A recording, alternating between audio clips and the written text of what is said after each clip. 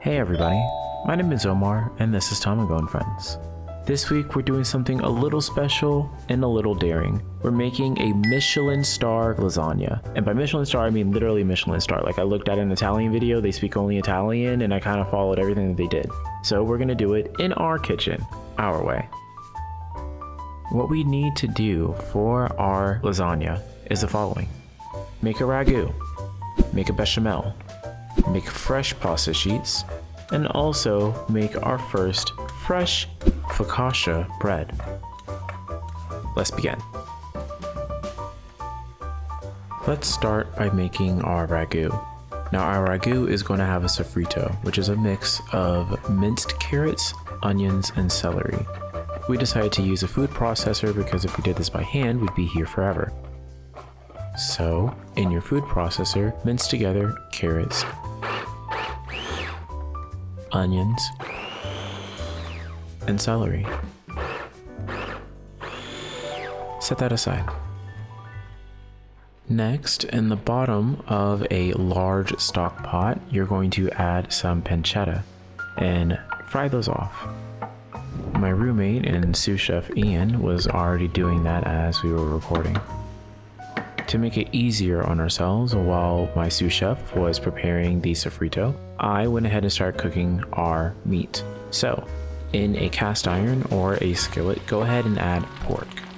We decided to use minced pork and just cook this down until it's nice and fried.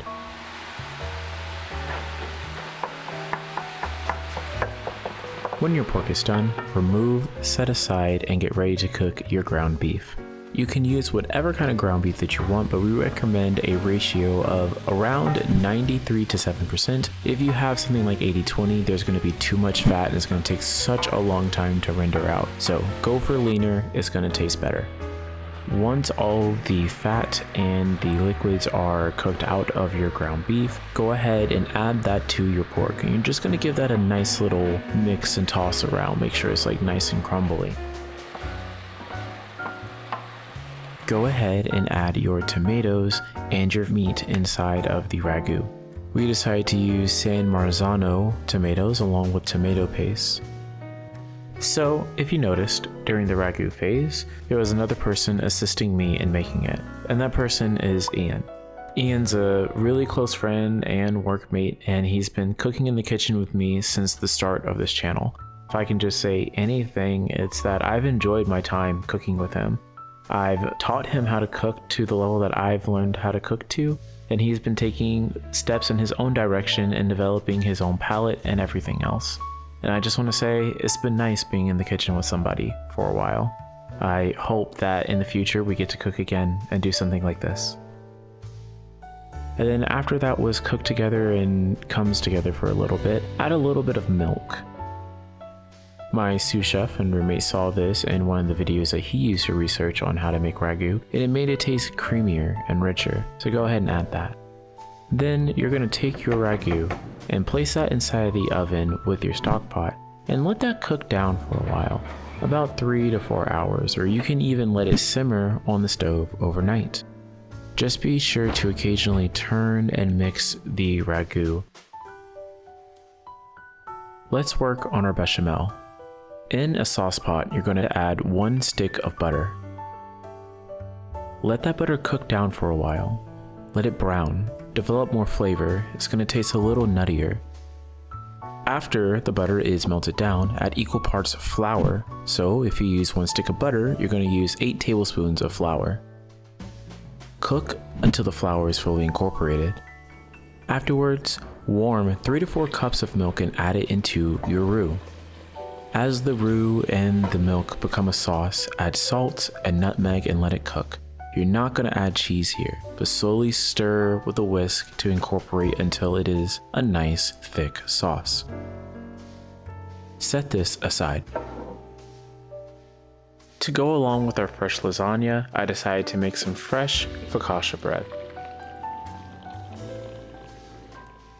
Start off with 500 grams of flour. And then you're going to add 2 teaspoons of salt to that flour.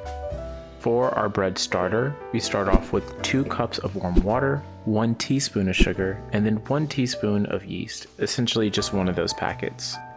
Combine the water, sugar, and yeast and let that sit for a second. Once it's done bubbling and developing, you're going to add your wet ingredients to your dry ingredients. Incorporate all of your ingredients and then set aside. Now, get some olive oil and add that to your baking dish. I went with a 9x9 copper baking pan. Drizzle some of that olive oil into the baking dish. After, place your dough inside the dish and stretch it to get along the walls of your baking dish.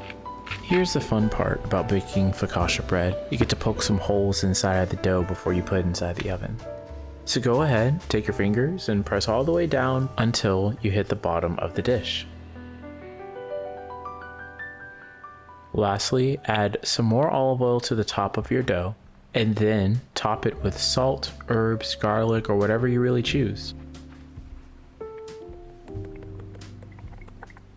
Place inside your oven and bake at 325 degrees until golden.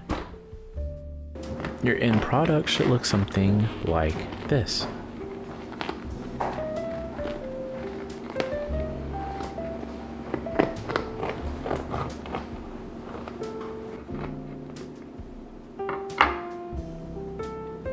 Let's get our pasta ready. We're gonna follow the general rule of thumb. For every 100 grams of flour, we're going to use 1 egg. So in this recipe, I use 500 grams of flour. Therefore, we have 5 eggs. Let's begin by flouring our surface and then making a well with the flour that you've already pre-measured. Inside of our well, we're going to crack all of our eggs inside.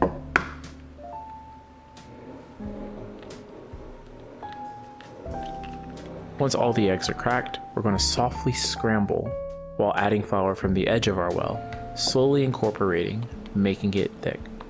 Here, you can add a pinch of salt, and then using a bench scraper or your hands, start to knead the dough until it's no longer sticky.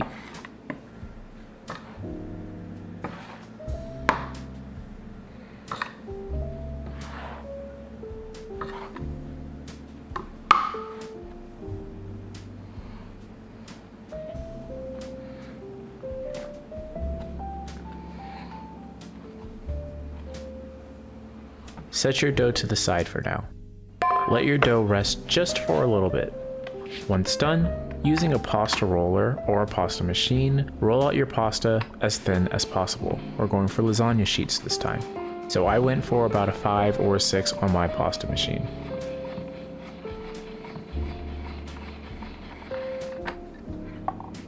Once you have all your pasta sheets roll out, let them sit for a second as you begin to boil a large pot of water.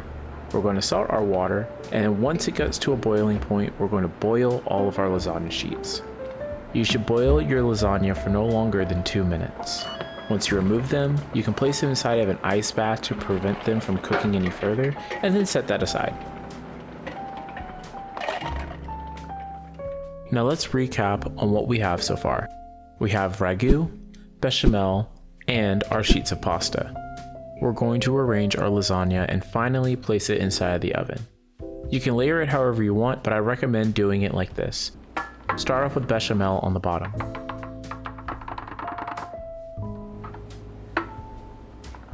Then add a layer of pasta.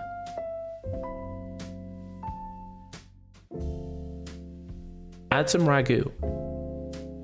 Make that thick.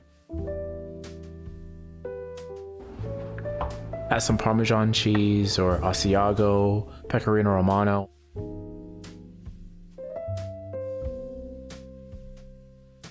Next comes another layer of pasta.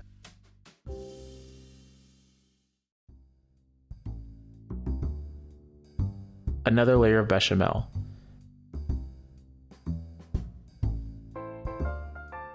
Finally, add some ragu and repeat until desired. On the very top layer, I recommend using some of your bechamel, then coating it with more cheese.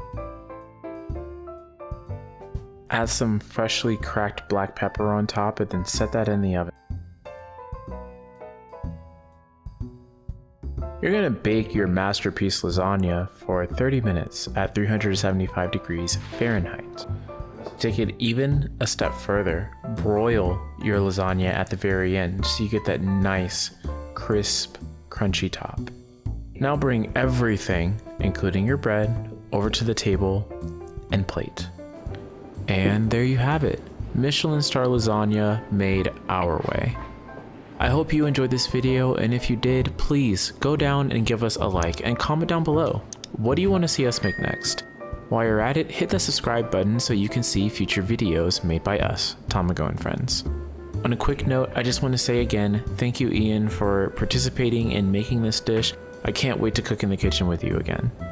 As always, my name is Omar, this is Tamago and Friends, and I'll see you in a new kitchen. Bye. Question. What's your question, soldier? I teleported bread. What? You told me to. How much?